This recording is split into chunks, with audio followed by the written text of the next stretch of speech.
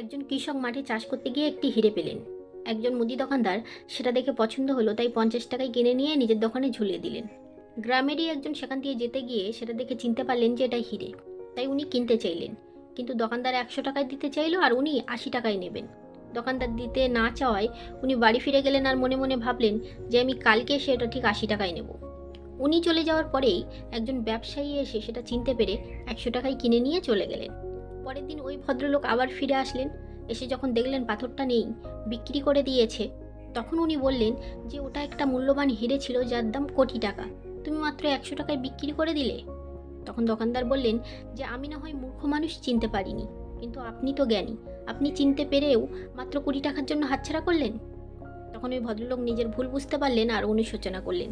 ঠিক এমনই হয়, আমাদের সামনে অনেক সুযোগ আসে, কিন্তু আমরা কিছু ছোট্ট ছোট্ট ভুলের জন্য সেগুলোকে হাতছাড়া করে ফেলি।